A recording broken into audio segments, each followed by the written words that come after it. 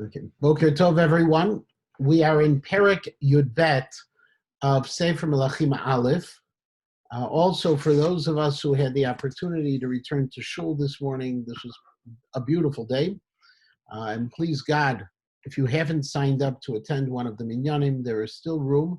The Shabbos minyanim are filling up very quickly, but I look forward to seeing 14 other people on Shabbos in Minyan, and I look forward to possibly passing others on the way back and forth to shul. Again, Perek Yud Bet, where we had left off in the previous Perek, is with the passing of Shlomo HaMelech. If you remember, at some point in his later years, Shlomo made some tragic mistakes, violated the two specific commands which are mentioned in the Torah with reasons for a king not to violate. The idea of having too many horses, relying too much on a cavalry, and therefore having to return to Egypt, the relationships with Egypt, and also having too many wives because they would turn his heart away from God. And in both of those cases, according to Chazal, what Shlomo HaMelech did was not only violate them, but he thought that he could resist the problems that were associated with it.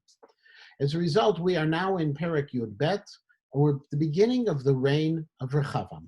And in fact, the last four words of the previous Perek were Vayimloch Rechavam beno tachtav, and Rechavam, his son, ruled immediately afterwards. Now, when we're talking about a dynasty, a monarchical dynasty, what we're talking about a situation is one king dies and the next king takes over. And that should have been a very natural thing as identified at the end of the previous Perek. And yet, that's not what happens, because the beginning of the Perek starts, Vayelech Rechavam Shechem. The Rechavam goes to Shechem, ki Shechem ba kol Yisrael lamlichoto, because in Shechem, all of the Jews had come in order to crown him, in order to make him their king. Just for a moment, if you'll bear with me, and just to share the screen, I had sent out a map and another piece of information yesterday as well. What we're talking about is, on the map, very simply, here is Yerushalayim in this area right here, and he went up to Shechem. Now, Shechem, if you remember, was an area that topographically is between Har Eval and Har Grizim. It's a natural valley. It's, in a sense, according to some, almost a natural amphitheater. Because if you remember from the time back when the Jews first came into Israel, and it's talked about already in the Chumash of what would be, there were the brachot and the klalot that were delivered between these two mountains, or off of these two mountains, with the Kohanim standing in the middle and people answering Amen to each of the brachot. So he went to Shechem.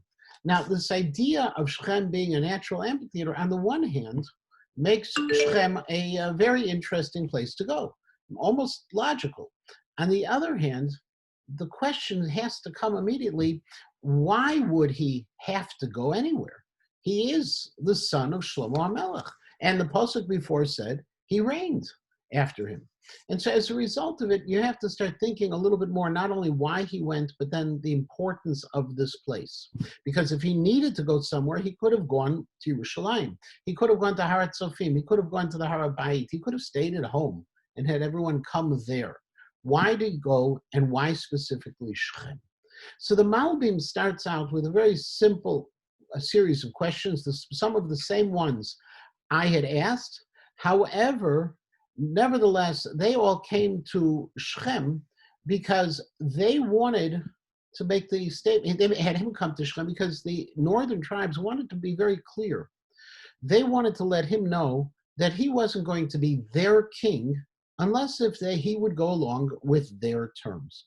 This was a political move that the people of the north, the 10 tribes of the north, played out with Rechavam, and they didn't want to do it in Yerushalayim. And the reason they didn't want to do it in Yerushalayim, because that's his home turf. You don't try to create any kind of power play on someone else's home turf.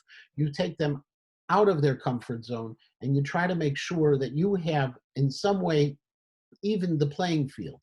And so here is the piece that's step one, according to the Malbim. The Ralbag says that this actually, was not just the place to even the playing field, but a step further.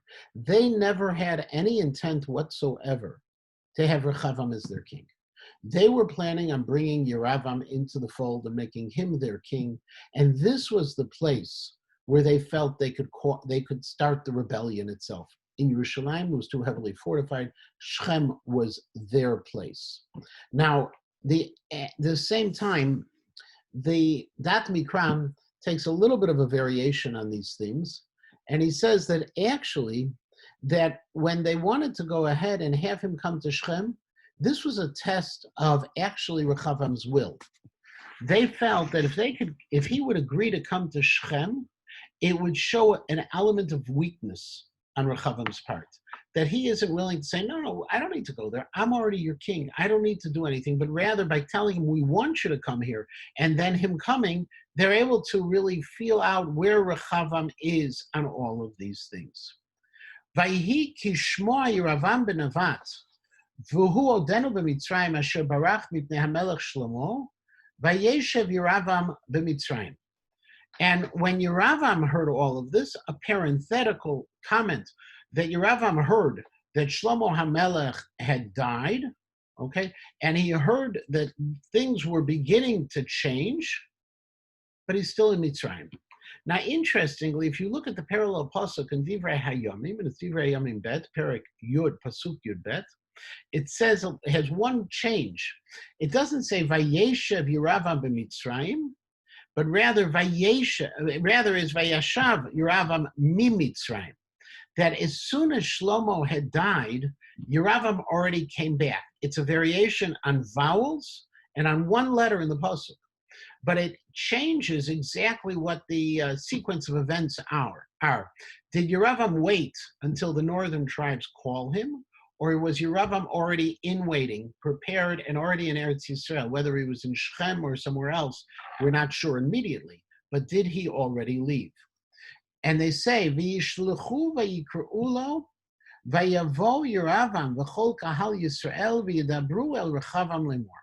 And they called to Yeravam to come forward. And as Yeravam now comes to Shechem, and they say, all of the northern people, and this is again, Yisrael is in this case most likely exclusively the northern tribes and not the southern tribes, and they spoke to Rechavam in the following fashion: Avicha hiksha et ulenu. Your father caused our yoke to be very, very strong, or very, very heavy. He had placed upon us great restriction. Va'ata hakel me'avodat avicha hakasham ume'ulo hakaved. And now, what we're asking from you is we want relief. We want you to lessen the taxes that we have to pay, the labor taxes we have to pay, and from his control, taxes as well, most likely, asher natan aleinu v'navdeka, and then we will begin to worship you. In other words, there are two things that we want. We want to have more freedom, and we want to have less taxes. It sounds like the same political discussions we have nowadays as well. Vayomer alehem luchu od shlosha yamim v'shuvu alai. Go for 3 days, come back to me. And they went. In other words, he says, I got to think about it. Now, freedom from what? What's the freedom of? Freedom from the taxation and freedom from the control. So it's control of what? That's what I'm saying. Monetary, I understand. Monetary and labor at the same time, if you remember. Now, one of the theories is, by the way, and this is a theory, that at the later stages of Shlomo HaMelech's reign, when he was not doing what he needed to do, whether it was a year, 2 years, 3 years, 5 years, whatever it was, his natural wealth that God had provided for him began to dry up a bit. And it's possible that actually the restrictions that he was placing, the restrictions being the obligations that people had to be able to sustain his household. If you remember the vast amounts of food and everything else that he had, the only way to make them up were additional taxation. And so he's saying, we need less. But then Rechavam makes this tragic error, according to the Abarbanel, and this is according also to most political strategists, where he says, go away and think about it for 3 days. Now, what's so tragic about it? Because when he says go away for 3 days, and I'm going to think about it, he gives them 3 more days to stew about it. And so, for example, we're right now in our own, there's a major political firestorm on the offing in the Jewish community, the world Jewish community, and that's Netanyahu's discussion about annexation, right? Netanyahu is talking about annexing at least the Jordan Valley, which is according to Trump's plan, and other areas within Yudan and Shomron. The problem with it is he's been talking about it for a year, which has given a chance for people just to get their positions all known. So the same mistake that Shlomo Melech did, Netanyahu, now both of them were calculated in their positions. And with hindsight, with Shlomo, with Rechavam, we can say it was a mistake. Netanyahu, we don't know it was a mistake. But if you compare it, for example, to when Menachem Begin annexed the Golan Heights, and this is one of the comparisons that are going on, Menachem Begin did it with absolutely no warning and in one day. He called together his ministers. He found the time when he felt he could get away with it, and he just did it. So sometimes what Rechavam is doing may be appropriate, but it may not be appropriate. And in hindsight, the Abarbanel says it was a tragic mistake. Rabbi? Yeah. Yeah. The reference here to the people is to Israel. Right. That necessarily means the top 10, the northern 10 tribes. Is that right. not true? It doesn't mean necessarily to the exclusion of the bottom 2, but the top 10 are the ones who are driving the bus. Right. Okay. In other words, I can't imagine, and in fact, there are sources in Divrei Yomim to say this pretty clearly, that there weren't people who were from the southern tribes. But if you think about it, for the southern tribes, this was a no-brainer. It's one of their own. You know, what do they have to go schlepping up north for some kind of coronation when they already know he's ours? But isn't the phrase Israel Yehuda, Israel as Right. opposed to Yehuda, which would be the sub, isn't Right, that and the phrase usually used for the northern tribes? Correct. Usually used for the northern tribes, but when it's at this stage and before, when it was used for the northern tribes, it normally immediately had some kind of statement of Yisrael and then Yehuda. Here, for the absence of the terminology of the identification of Yehuda, it could be that it included people from Yehuda. It wasn't an exclusive measure, but it's no doubt from the context that the northern tribes are making these demands. Thank you. Okay. Vayiva'at hamelech rechavam et hazkenim asher hayu umdim et pnei Shlomo aviv. And at this point, what he does is he consults. He consults with his advisors. If you notice, he's referred to right now as hamelech rechavam. Before he wasn't identified as Hamelech, as the king, okay, because, and this the Dat Mikra points out, because they had accepted him as the king. The southern tribes already called him a king. So he checks in with his advisors, Biyoto Chai. When Shlomo was still alive, these were the same advisors, Lemor, and this is what Rechavam said. Ech atem noatzim. So what are you suggesting? Now, interesting, the Malbim says, Ech is a fascinating word. It doesn't say ma atem noatzim, what, but rather how are you recommending this? Now the distinction between the two is, according to the Malbim, Rechavam already knew what he wanted to do. Okay, he wasn't planning on changing a darn thing.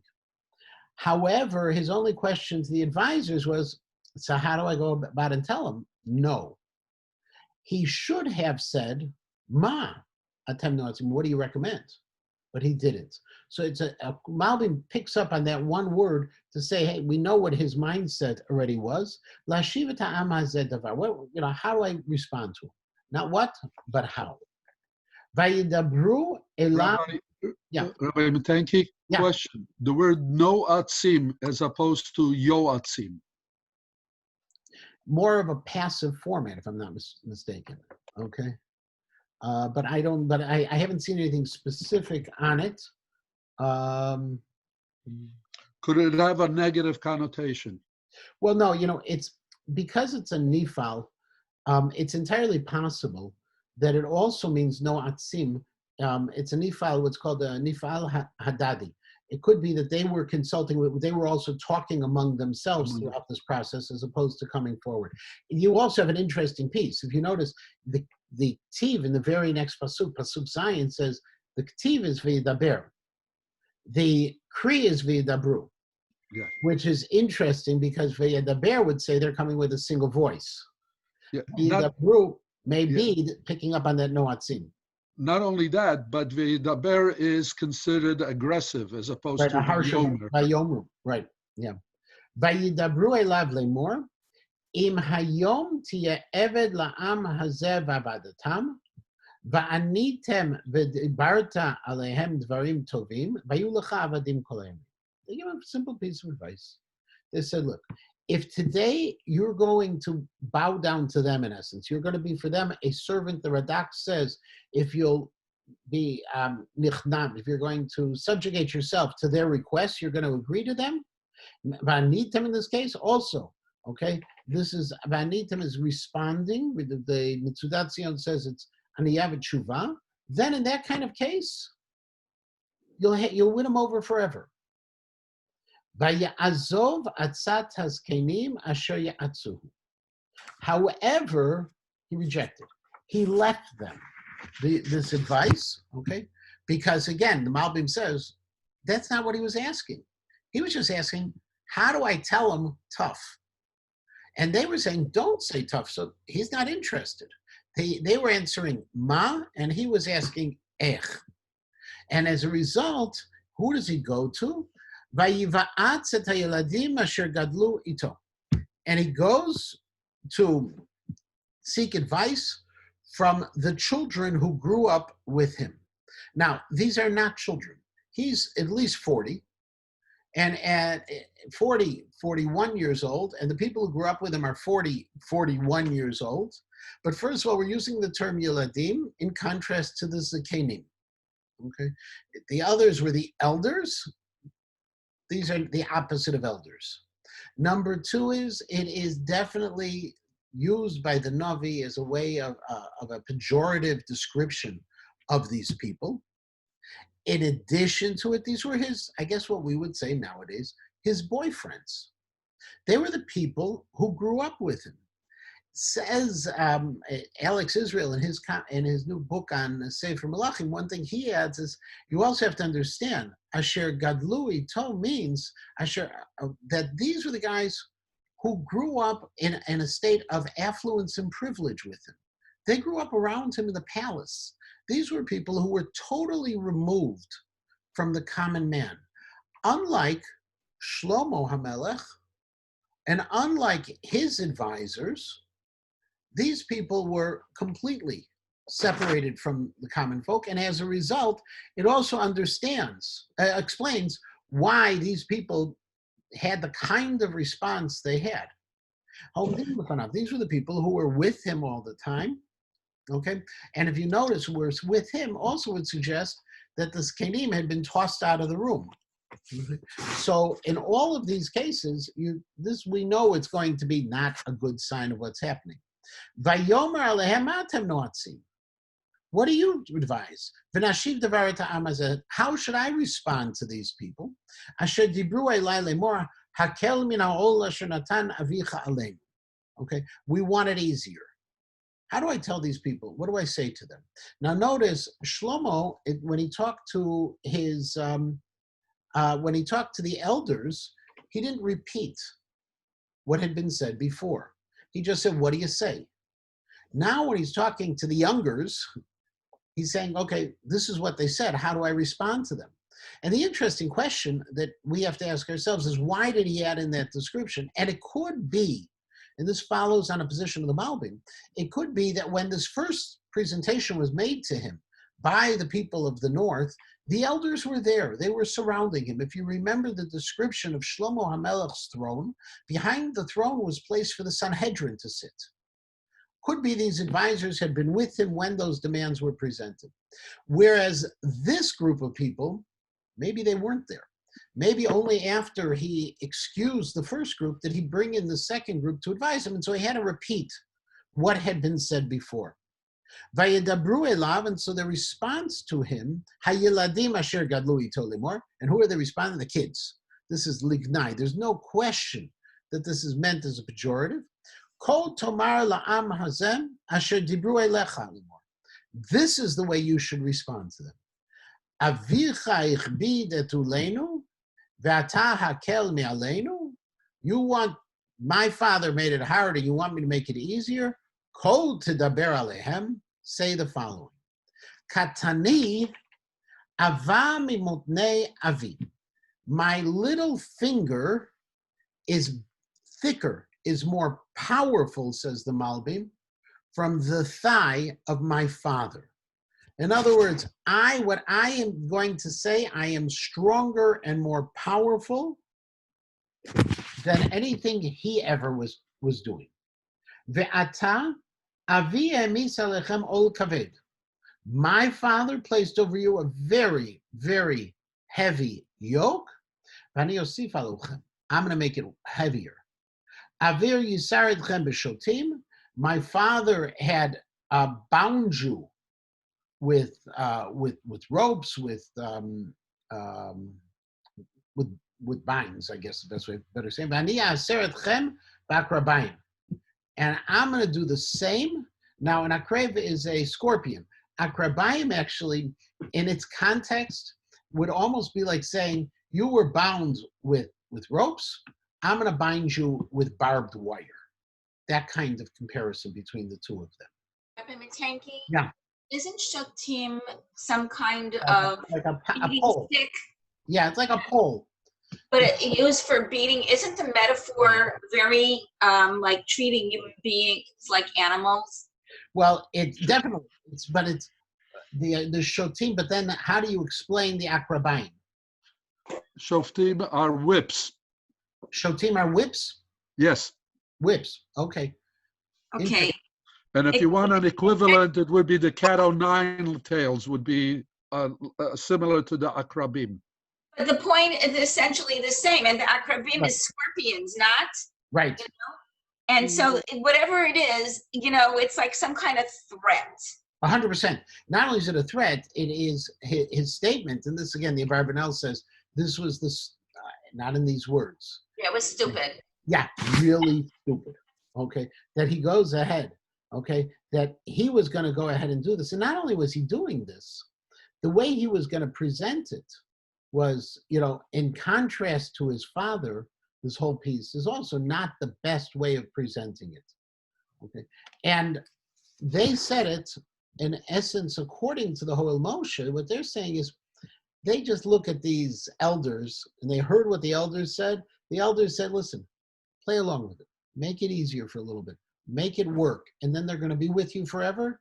They were looking to do the antithesis. Just like they were Yeladim to the Zkenim, their advice was also an opposite to the Zkenim as well. Ve'yavo Yeravam v'chol ha'am el rechavam b'yom hashlishi. And so all of the people shows up on the third day, kasher diber melech lemor, shuvay la b'yom hashlishi, just like the king had said. Vayan hamelech et ha'am kasha. And so the king responded harshly. Vayazov et atzat hazkenim asher ya'atzuhu. And he ignored totally the advice of the elders who had advised him. Vayadaber alehem katzat ha'yeladim lemor. And instead he went with the youngers. Avi hichbid et ulchem v'ani osif al ulchem avi yisar etchem b'shotim v'ani aser etchem b'akrabim. My father had done this much, I'm going to do more. My father had made it hard for you this much, I'm going to do it more. Exactly the words, okay, of what had happened, of what the younger people had said. But what he skipped was one statement. They had said back in Pasuk Yud, okay, Katani avami motnei avi. My pinky, my small finger, is thicker, is more powerful than the thigh of my father. And the reason that he may have skipped this is because this is the one essence where he's insulting his father. He's saying, I'm better than my father. The other pieces is a relationship to them. My father did this, I'm going to do this. But there he's comparing himself as well. Okay, it's sometimes you make these extreme statements at the very wrong time. I just got an email from Sam. I won't blame it on him, but it's true. We see it in the United States today. You want to calm down things. You don't go ahead and say, I'm going to bring in the military. Okay. Yeah, but this is also a true misrepresentation, truly a misrepresentation of Shlomo's relationship to the people. Where do we ever read that? I mean, if this is allowed to stand, where do we ever read that Shlomo ever abused the people? On the contrary, they were sitting ish tachas kafno, and everybody was sitting in their own garden enjoying everything. True, there was taxes to pay. Hello, you don't. If somebody, when you start a business, you say, "God help me, I should be able to pay taxes because that's income." So this is a total misrepresentation of his father. It is an insult. Well, yeah, but I think you also have to keep in mind a couple of facts. One is we don't know what the attitude of the people were towards the end of Shlomo Melech's reign. We do know, if you remember, Yeravam was one of the tax collectors. We'll see a little bit later, another one of the tax collectors. We know that there was a bit of an uprising with Yeravam. We begin to see the seeds of this had already been sown. So the fact that they all had it good has never stopped people from fetching. That was my drasha this past Erev Shabbos. Yeah, good. Good dress. Right. Okay. I just wonder, do we ever know that at the end when Shlomo had all these high taxes and using it for more of his person, like originally all the high taxes were really to build like the Beit HaMikdash, and then at the end when he was using it for his own stuff, do we ever see that was wrong?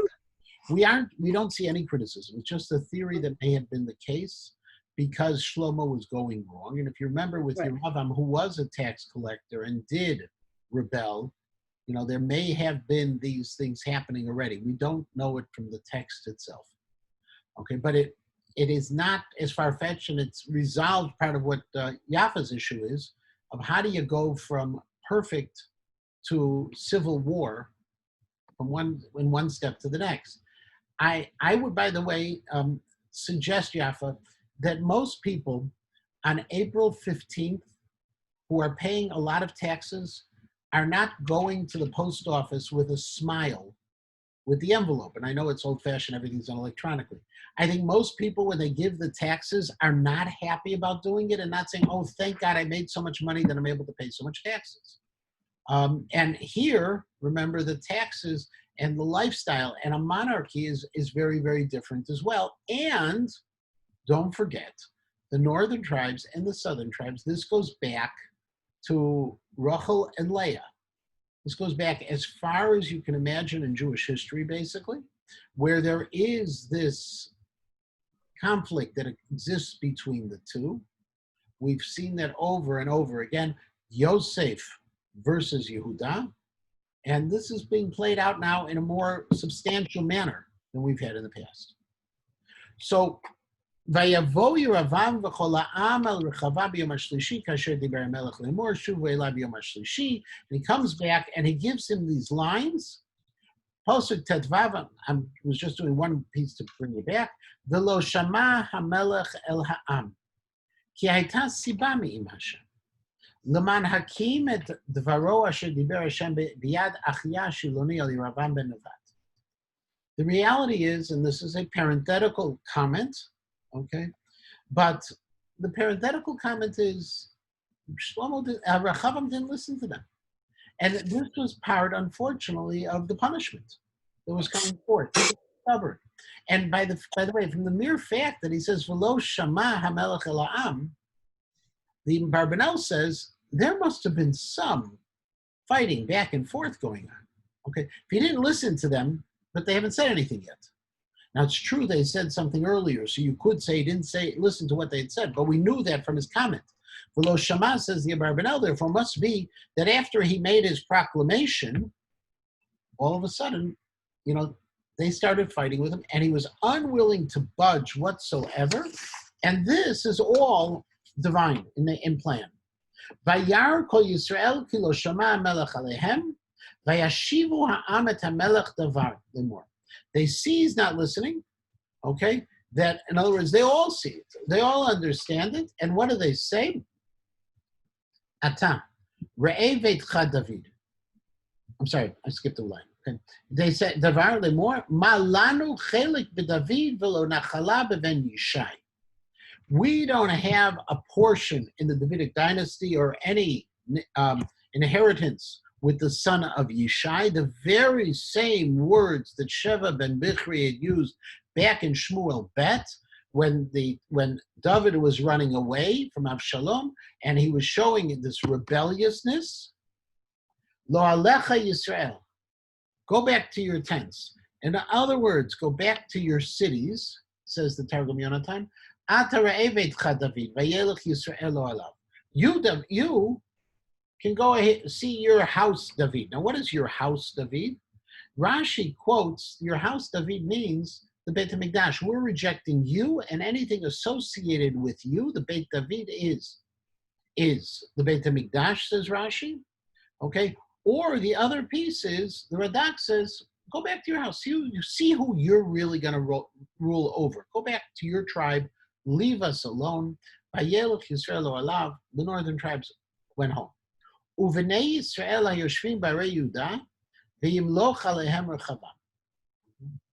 And Uvenei Yisrael, this includes the tribe of Binyamin, who lived among Yehuda, together with Yehuda, v'yimloch alehem rechavam. So Rechavam now is in charge of the south. Yeravam is going to have the north. Yeravam has the north based on a prophecy. This is Shlomo HaMelech's punishment. There was a prophecy from Achia Shiloni that Yeravam is going to be the king. He is actually following the word of God to start this rebellion. This rebellion, according to the Medrash, wasn't meant to be eternal. This rebellion was supposed to be for a short period of time, 30-some years. But it's going to turn eternal because of other sins that are going to occur afterwards. Vayishlach hamelech rechavam et adoram asher alamas. And what Rechavam does is he makes another bad move. He goes ahead and he sends this man Adoram. Now, Adoram probably was, earlier we had seen he had actually served in Shlomo HaMelech's court, but as over taxes. He is the old tax collector, but the last person you want to try to intercede at a moment like this when there's a rebellion over taxes is a tax collector. And the last person you want to have oversee is the tax collector loyal to Rechavam, when the tax collector who had been disloyal to Shlomo and is now the king of the north, Yeravam, is ruling. Vayirgemu chol Yisrael bo Evan vayamot, and he was stoned to death by the crowds. Hamelech Rechavam hitametz la'alot b'merkava lanus Yerushalayim. And at that point, Rechavam gets up. They evacuate him. Lahavdil, they rush him into the bunker at the bottom of the White House. Okay, they try to get him in there, to get him out of this mess. Vayivshu Yisrael b'Beit David ad hayom hazeh. And this rebellion, this merit, which is also called a pesha in a sense, that is continuing until this very day, until the time when the Sefer was written by Yirmiyahu Hanavi. Yeah. Please. Vayivshu Yisrael b'Beit David is referring to the Melucha or also the Beis HaMikdash that Rashi just explained? It's actually talking about the rebelliousness, the merit, because we see this term, Vayivsha Adom mitachat yad Yehuda, for example. We find in Melachim Bet, we find this term. Melech Moav Pashavi. It's another term of rebellion. So it's right. even Pesha is a sin. Why does Rashi associate Beit David with the Beis HaMikdash? Because specifically, it's referring back to the Beit HaMikdash, because the Beit HaMikdash is also, it's not Malchut David, it's a Beit David, it's the Bayit that David built. It's David, and even Shlomo built it. But it's connecting the monarchy with the Beis HaMikdash. Why can't we reject the monarchy and not the Beis HaMikdash? Isn't that huge? Well, I think what's happening here is it's almost like rejecting God. I mean, the Beis HaMikdash was their major opportunity to be in one place, and now they're saying no. According to Rashi, it's a religious rebellion, not just a government rebellion. I mean, it's horrific. If I could just add, for Go the for it. people, all their money was tied up in this Beis HaMikdash. They were conscripted to do all this. beyond what they could tolerate. So I don't think it was so much as a religious rebellion. It was all part of this whole rebellion against overtaxation, over conscription. So listen. There are two different ways of looking at it. I think what is happening here, first of all, the Targum and many others say Beit Chad David is simply the people, your house. It's not talking about any kind of religious piece. I would agree with Ira that the Beit HaMikdash and the palace represented, by the way, for these people who are objecting to taxation, a major cause. It's an ornate and a place. So it could be as well on that as well. I think the Beit HaMikdash, I think it's really the Beit Chad David is, again, why is he using the bayit as a piece, the Beit, as opposed to any other word? And what is the core bayit that is associated with David? The palace is associated with Shlomo. The Beit HaMikdash was associated with David. So I think that's where Rashi is picking up on it. And Rashi is also looking at what's going to happen next. And we know the story next, where they're going to be establishing for themselves alternative places of worship. They will reject the Beit HaMikdash. So I think that's all part of it.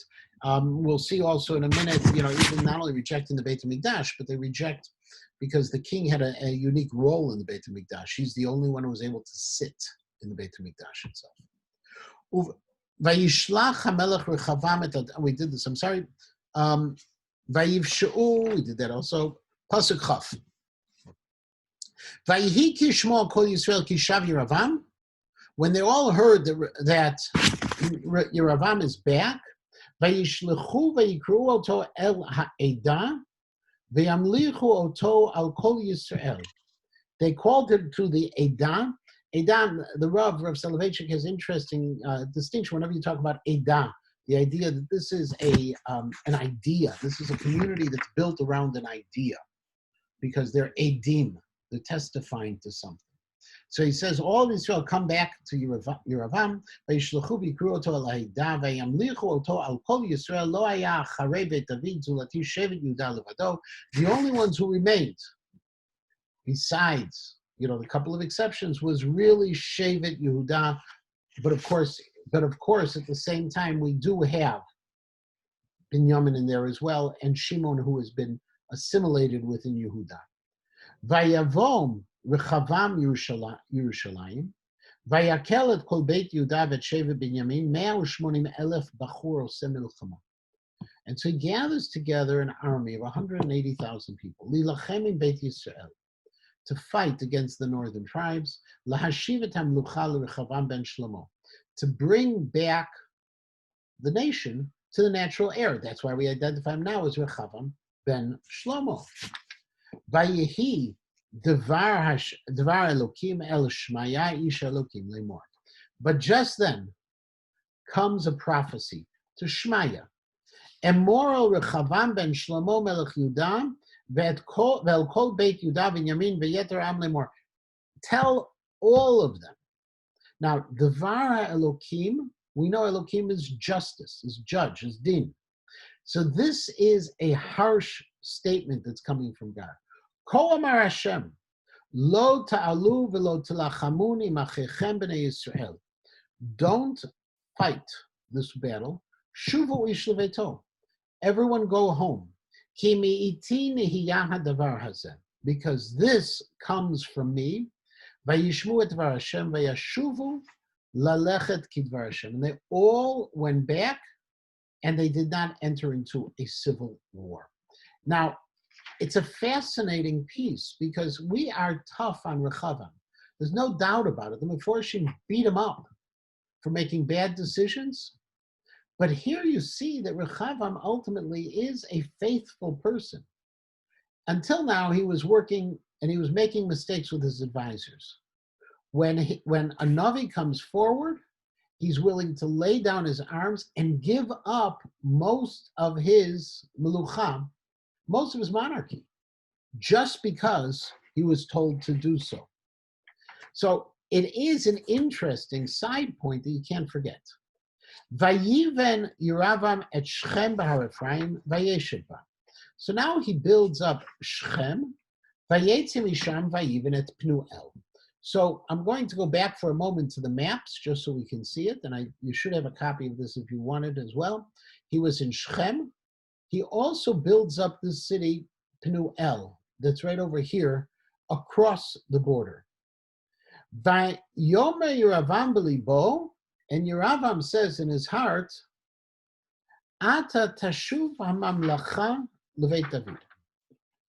Now, the mamlacha, even though I built up Shechem and I built up Peniel, I'm going to lose everything. Now, the difference between Shechem and Peniel is a strategic difference, and it may be the reason, and this is what the Dat Mikra suggests, for strategic purposes, he chose Peniel over Shechem. Shechem, if you remember, is between two mountains. It's a valley. The valley is very hard to defend, and to make your capital in a valley is a mistake. So Peniel was not in a valley. Peniel were in the mountains. And so it may be that the reason why he also created this alternative site across the Jordan, but still within Eretz Yisrael proper, in Peniel, was because he wanted to have this alternative space, which was easier to defend. But he says, still, I'm in trouble. I'm not going to be able to keep it. If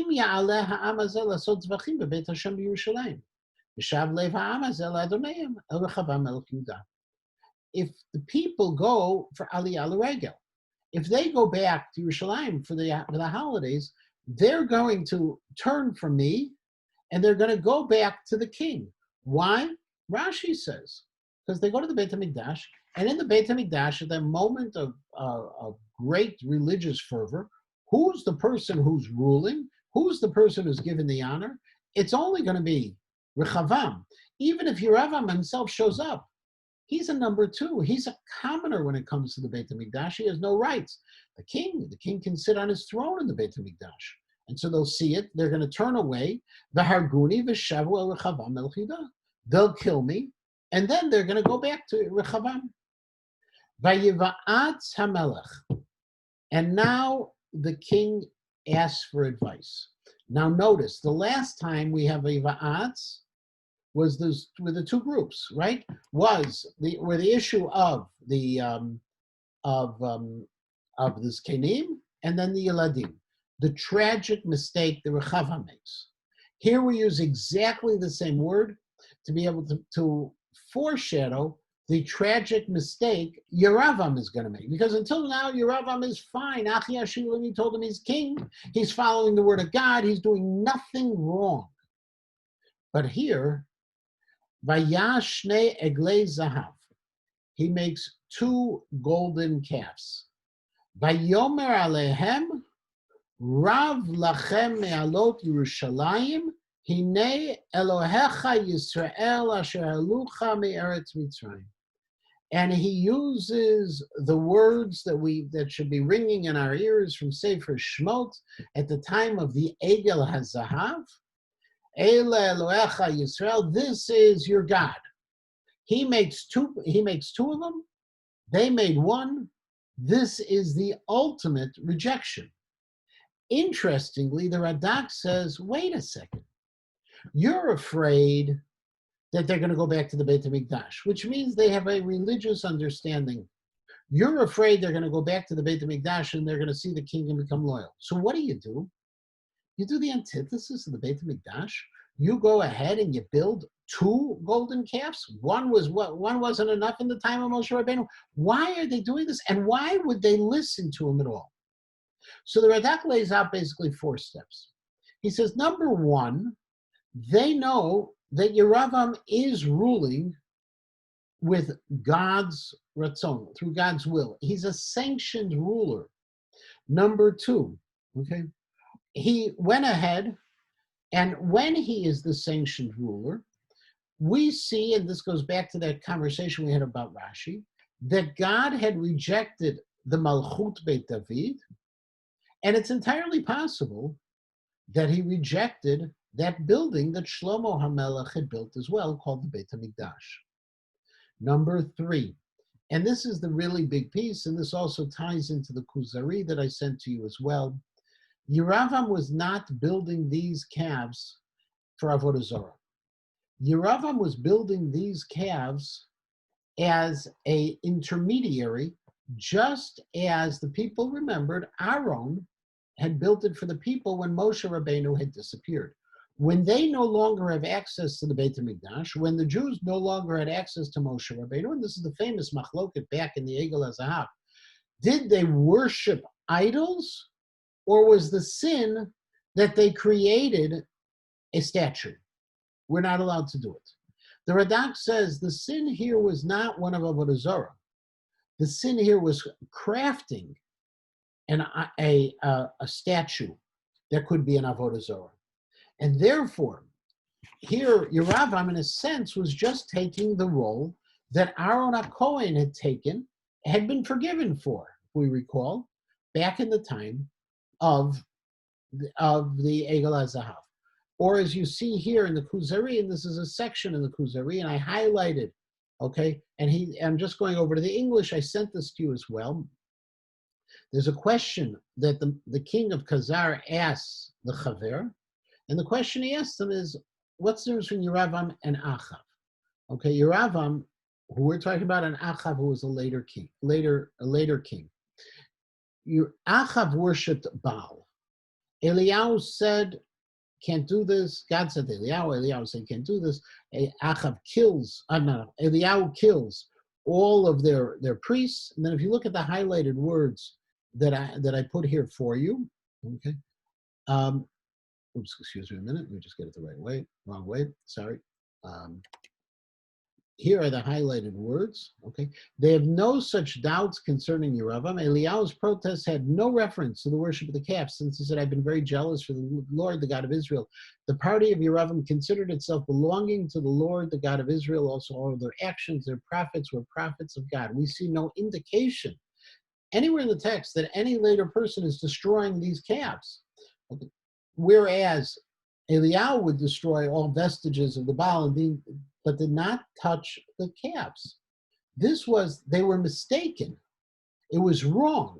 But what happened here is, even with Pesel Micha, it wasn't, according to Rabbi Yehuda Halevi, a sin of Avodah Zarah. It was a sin of worshiping God the wrong way. And in fact, what the Abarbanel adds to this picture is why calves, like why wasn't Yeravam sensitive to the golden calf? We read about it, Eglei Zahav, we say, oh my God, the Egel HaZahav. The reason he wasn't sensitive to it, if you remember, this was also a symbol of Yosef. B'chor Shoro Hadar Lo. He's referred to as the shore. In other words, what Yeravam, according to the Abarbanel, was doing here was creating two golden calves, no different than the golden lions that we read about, which adorned the throne of Shlomo HaMelech. He's making calves symbolic of his tribe and his leadership, and what he's doing is he's placing them strategically among Klal Yisrael. And so he's going to do this. The Jewish people are going to go along with it because they didn't see it as the ultimate sin of Avodah Zarah. Vayiva'atz HaMelech vayash shnei eglei zahav vayomer lahem rav lachem yalot Yerushalayim. He says, you don't have to go to Yerushalayim anymore. God rejected them. Hinei Elohecha Yisrael asher eluchem eretz Mitzrayim. Here are the gods. Now, according to the Pshat, obviously you can say these are Avodah Zarah. I'm not saying that there's no one who says it's Avodah Zarah. Pshat seems to be Avodah Zarah, but it makes it very complicated to understand how we could turn this so quickly and why those calves were never destroyed in the way we imagine them being destroyed. And what he did was, he made it very much like, nowadays we kind of have religion also. Let's make it convenient, okay? So what did he do? He put them in two locations. He put one, okay, in Beit El. Beit El is right down here at the bottom, okay? Beit El is here. Beit El has historic religious identity. And remember, Beit El is the place where the ladder was, right? Going up to Shamayim. And he put the other in Dan, right up here. Now, if you remember from the story of Pesel Micha, there was a Bama in Dan. This was also a place that was for some way called a religious center. And so he put them in two religious centers, and therefore the only people really had to walk the furthest were if you're right in the middle. Okay, then you had to choose which way you were going to go, if you were going to go this way or you're going to go that way. Okay, but everybody else, you had a closer location to go to. The southern one also helped you by stopping. Now, the Gemara does say that he set up guards at the border, so you couldn't cross the border. But we don't see that within the text itself. But this was wrong. And they went. And he made Bamot. Okay. In fact, we have found in Tel Dan, the excavations up in Dan, there's a national park in Dan. We found the Bama there. Maybe not the exact Bama, but we found the Bama from that approximate time. Vayas Beit Bamot, Vayas Kohanim, Miktzot Ha'am Asher Lo Hayu Mibnei Levi. And he also appointed people to be the Kohanim and to be the Levim. In other words, he didn't have Kohanim and Levim. Livrei Yamim Bet talks about the fact, Ki Azvu HaLevim et Migrashem, okay, the Levim left their cities in the north and went south. They ran away because they viewed what was happening now as a rebellion against the Beit HaMikdash, not just against Rechavam. And so they had left. So what Yeravam does is he places people in their place to serve. Now, from a political perspective, remember, this was a rebellion over taxation. It was a rebellion that people felt they were not being respected. It was a rebellion against a monarchy, a rebellion against the elite. So what else can you do to show that I am in favor of the common person? I'm going to appoint anyone who wants to be. You can be a Kohen, whether your father was or not. You get to be now, rise up to the level of greatness, even in the priesthood itself. Now, there was also that same tradition. If you remember, the Kohen of Dan was from Shevet Levi, wasn't an actual Kohen, but here is taking from Yisrael. Anybody who wants to can do it. Second, so he goes ahead, he builds the calves. He now goes ahead and appoints anyone who wants to be the religious functionaries. Vayas Yeravam chag b'chodesh hashmini b'chamisha asar yom lechodesh kechag asher b'Yehuda. And he establishes Sukkot on a different day. Sukkot's in the 7th month, the month of Tishrei. He makes it in the 8th month, which would seem to be Cheshvan. Now, interestingly, how does he get away with it, making it into Cheshvan? So the interesting thing is, according to Rashi says, wait a second, it's Chag HaSif. When is Chag HaSif? It's actually at the time, okay, of later on. Sukkot is actually a little bit later. It should be later on. It doesn't have to be in the 7th month. It has to be when we're harvesting. The weather's a little bit nicer. Everything else is better. However, there is a different proposal that what he did was a simpler thing. And this the Dat Mikra brings forward, that Yeravam went ahead and he made a leap year. In those days, you can make leap years of any month. He made a leap year out of Elul. So there were 2 Eluls, which then means that Tishrei comes a month later. So what was Tishrei in the south was Elul 2 in the north. And what was Tishrei in the north was already Cheshvan in the south, the 8th month. The advantage of taking this approach is that he didn't do anything that changed Sukkot. You're allowed to create leap months like this. And nowadays we have it fixed, but you were allowed to do it whenever it was felt to be appropriate. So his religious leaders added the month. Now the advantage was, and think about this at the time, when communication wasn't the same. If I go ahead and I make a proclamation, this is Elul 2, and it wasn't something that was impossible to be. This is Elul 2, people keep Elul, and then they get ready to go down to the Beit HaMikdash in the south when they think it's Tishrei. They show up in their Tishrei, they found they're a month late. So they go back up north because, hey, a month late, we're celebrating it up north, so I'll catch it there. They're catching a second minyan because they missed the first.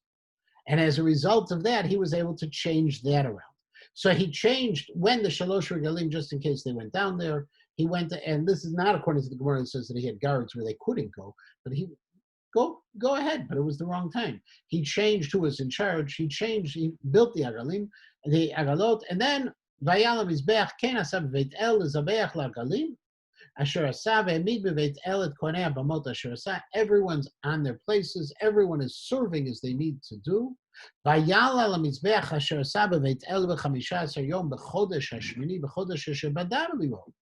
he went ahead and he celebrated Sukkot on the day that he made up.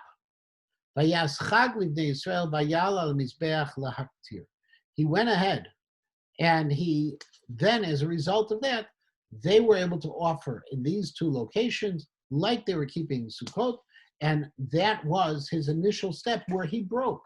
So he had the Ye'utz, Vayiva'atz, was also his downfall. Had he stayed north and said, I'm the king of the north, but the Beit HaMikdash is still the Beit HaMikdash, Yeravam wouldn't have been doing anything wrong whatsoever. Yafa, yeah. Yeah, this is creating, we have, the calendar is what unites us. We're living in the USA.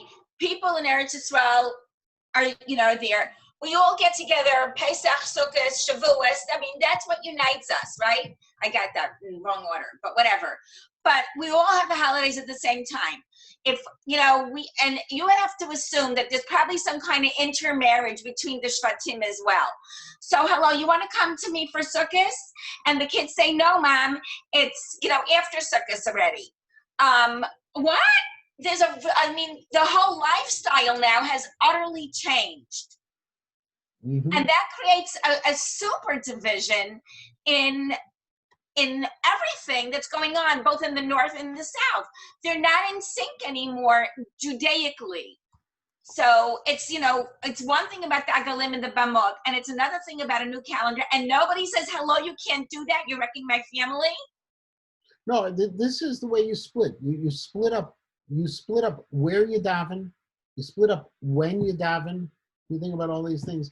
This is what the Jewish people have certain common pieces. You're correct. The calendar has kept us together, and you're changing the calendar. All of these things are different. We see this also, by the way, later on with the Karaites, the Shomronim later on. If you go to the Samaritans, one of the things that to this day, if you go to Shechem, or not to Shechem, but you go to the area of Shechem where the Samaritans still offer Korban Pesach, it's never on Pesach because they have a different system. And so you're able to go visit and see what they do as well. So he has broken what could have been a totally legitimate rule in the will of God by making these choices because he was afraid that he was going to lose. When his own personal fear overtook his commitment to the Navi and to HaKadosh Baruch Hu, that's when he falls down, which is not that much different than Rechava. His fear was he was going to lose control also. He felt the way he had to respond was very harsh. He felt he had to respond this other way. Rabbi? Yes.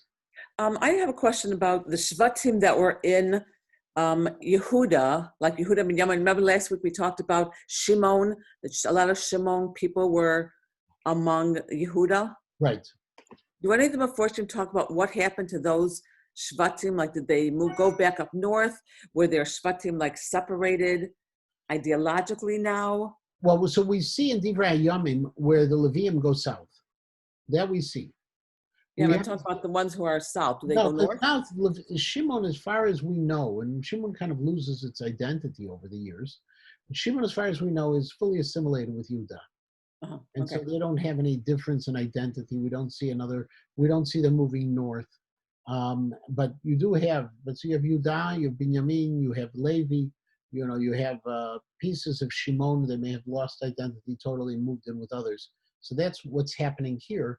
But we do see that this line now, what ends up happening on the map is that this border becomes a real border and a dividing between Klal Yisrael.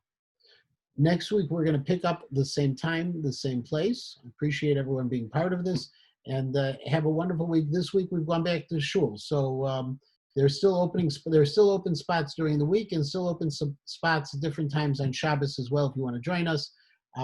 Masks, hand washing, all the rest of the precautions are in place. There's inside and outside as well. Bye-bye, everyone. Have a wonderful week. Thank you. Toda rabah.